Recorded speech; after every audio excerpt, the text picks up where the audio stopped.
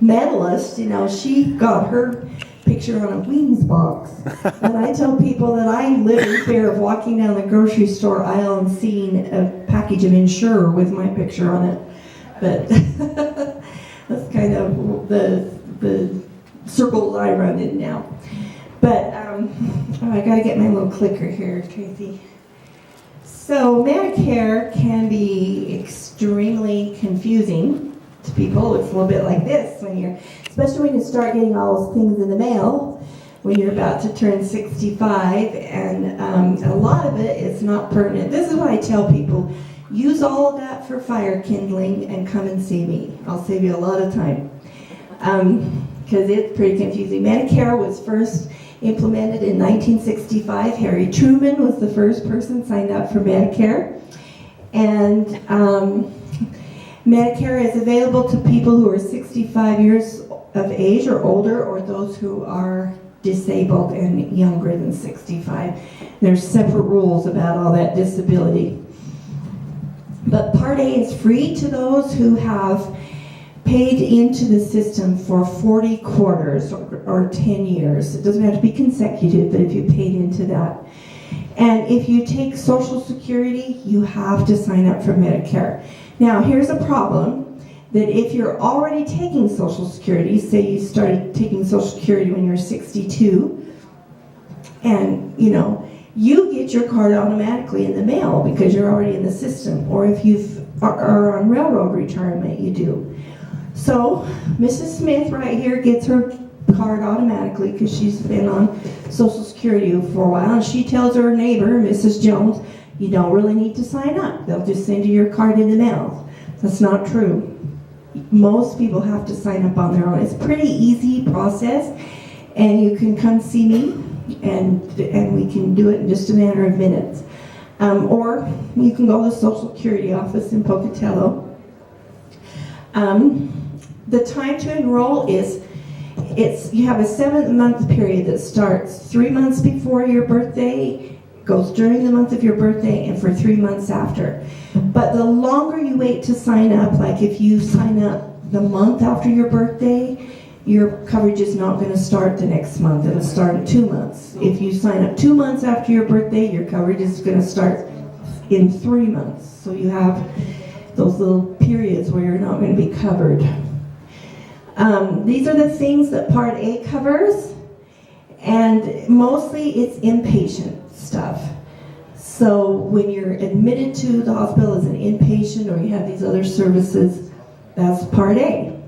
It does have a deductible of $1,300, next year it will be $1,364 per benefit period. So that's called a gap in insurance. Part B covers your outpatient stuff, but it's not free. It's $134 this year. It'll be like $136 or $137 next year. Comes out of your Social Security. And Part B pays 80% of a contracted price. You pay the other 20%. And these are the outpatient services that it does pay for. The thing to pay attention to is the preventative services. And out on the table, I have a handout that tells you how they pay for preventative services. Many people pass up the screenings that they could have because they don't know that they're paid for by Medicare. Like a colonoscopy is paid for by Medicare.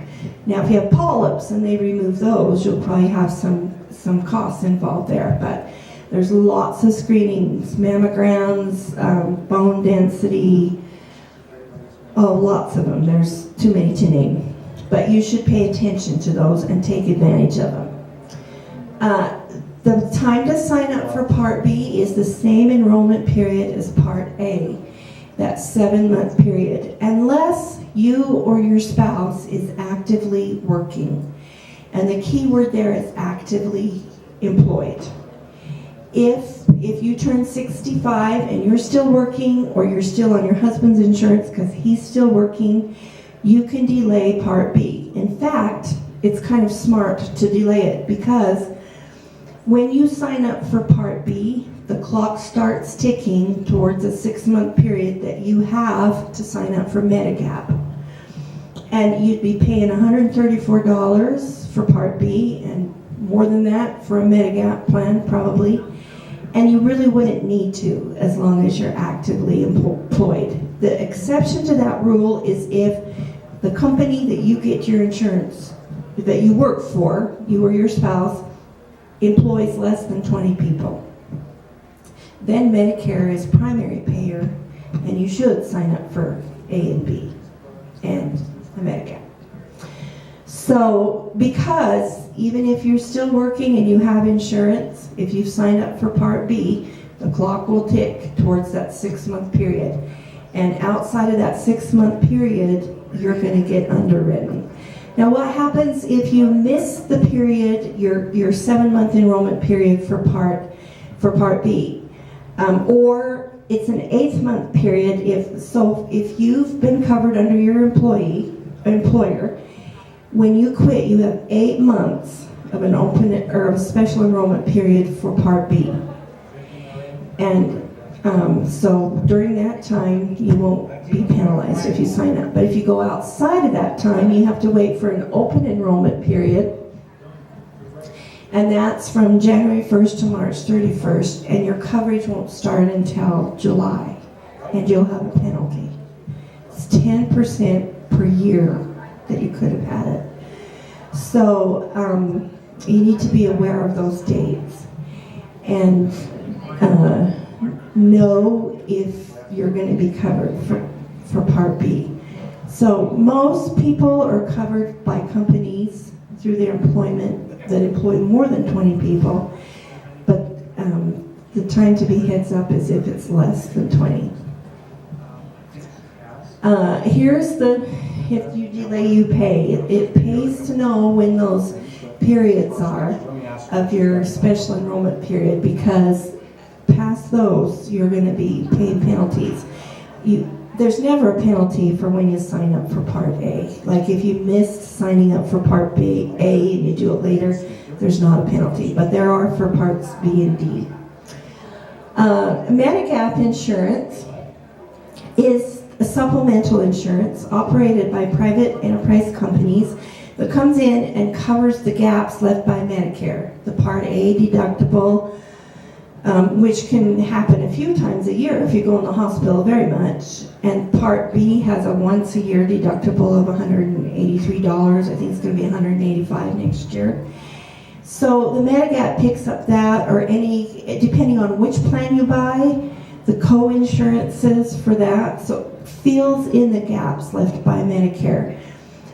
There's something to know, 2 important things about Medigap. Number 1 is they're standardized.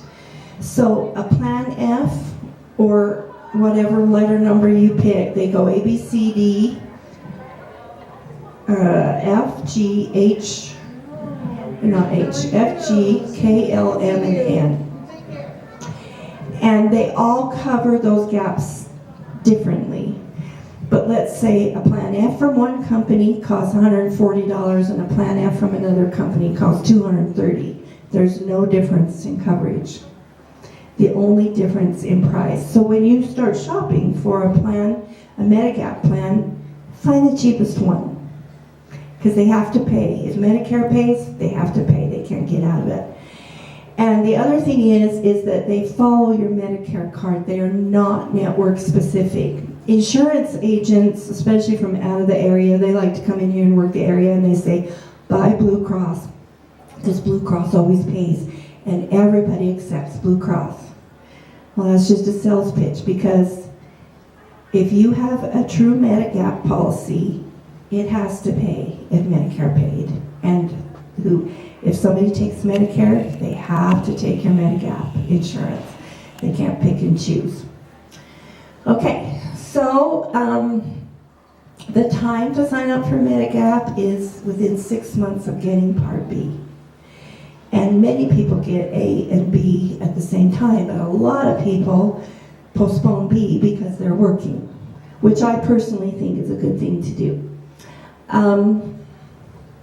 Medicare D open enrollment is going on right now. When you get your Medigap plan, you kind of need to choose what you think you're going to be able to live with and what you're going to be able to afford. Because when you're not in that special enrollment period anymore, that initial enrollment period, When you go to change, it can be very costly. They can underwrite you for a lot of things. They can like AERP has 5 questions of underwriting. Mutual of Omaha has 5 pages. So your age will come into account. Whatever health problems you have had or do have will come into account. So you kind of need to live with your Medigap. But your Part D plan, you should check every year because they change so much. They change formularies, and you may be paying premiums and prices you don't need to. This year, I have seen dramatic changes in the Part D plans. In fact, the other day I had a couple in my office, and they have never ever changed their Part D as long as they've had it. And the husband keeps saying, we don't need to, they're all going to be about the same. Well, she came in, and between her list of drugs and his list of drugs, by switching companies, they were going to save $5,200 for the year. That's a pile of money. She didn't know whether to jump for joy or cry because of all the money she'd been spending that she didn't need to. So, Medigap, you leave it alone. You know, categorically, you leave those alone. Part D, check every year. Even if you're really happy with your drug plan, you should check every year because it may be dropping some drugs from its list that you need. Okay, there are programs for extra help for people in certain income brackets that can't afford the total premiums. There's different levels of help. And I see a lot of people that get extra help for Part D. There's also help for, it's called Medicare savings programs for people whose income is low enough that they can't afford their Part B premiums. And I've seen that. I've seen people say, you know, I've always been on Medicaid, I'm not going to sign up for Medicare because I can't afford it. But the state actually will automatically roll them over into Medicare and pay their premiums for them. Some people don't know about those. The saddest thing to me is when somebody's really strapped, they're choosing between food and drugs or food and health care, and all along there's been this help. They just didn't know about the resources. They didn't know where to ask or where to go.